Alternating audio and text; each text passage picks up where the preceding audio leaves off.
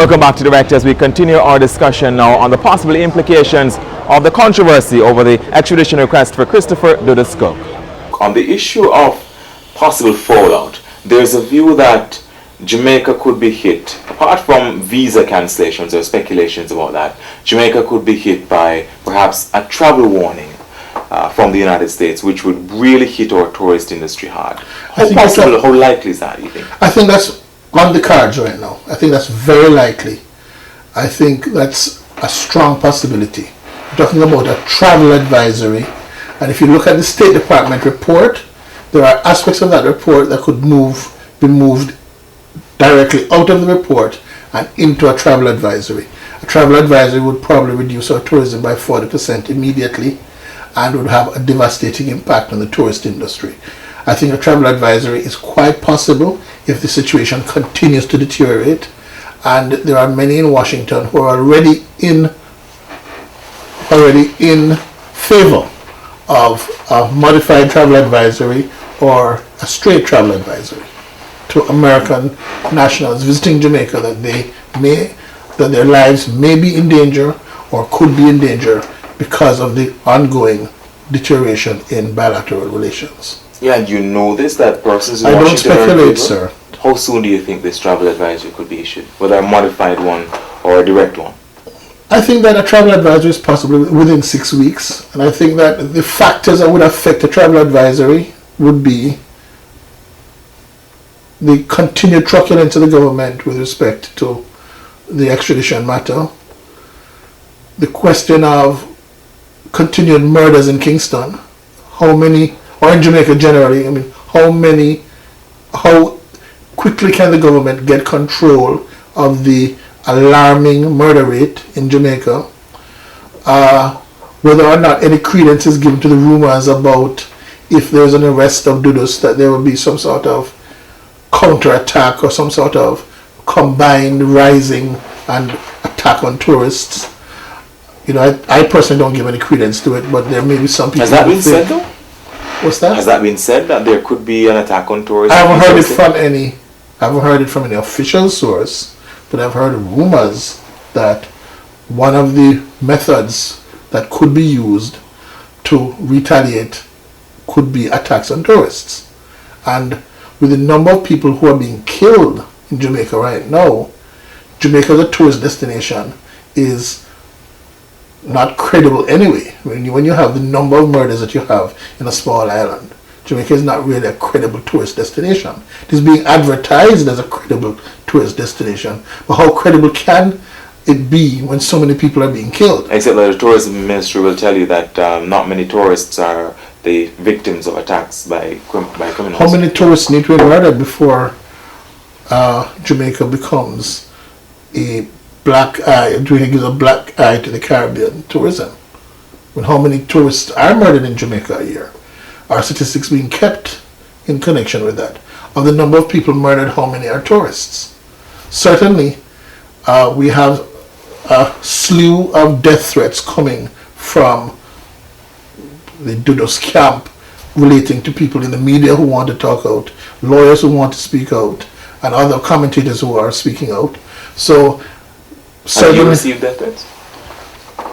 Yes, I have, but I'm not afraid of death threats. I think that it's important for every single lawyer to stand up for the Constitution of Jamaica.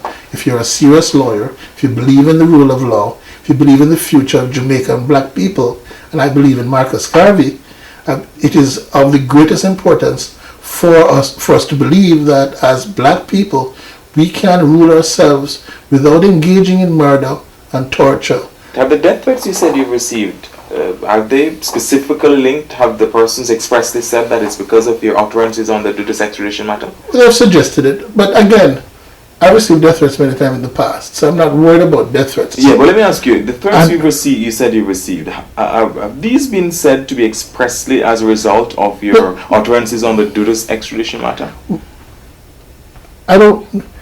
I've received threats that are telephonic.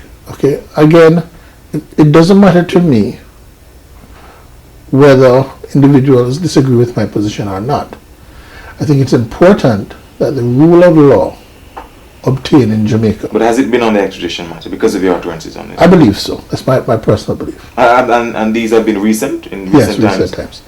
But again, the important, and I understand, I read in the media about threats to the media, and generally speaking, everybody has said to me, well, watch your back, you can't speak about anything.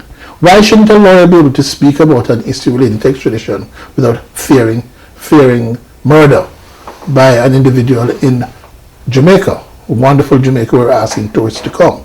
Apart from a possibility of what you said could be travel advisories for the tourist industry or for tourists traveling to Jamaica from the US, could there be any other fallout from this issue? I suggested that if the grand juries continue to deliberate and they continue to look at the issue of why Mr. Coke has not been extradited, then any card can play. As we know, through the doctrine of extraterritoriality, the United States has, in the recent past, indicted Caribbean officials.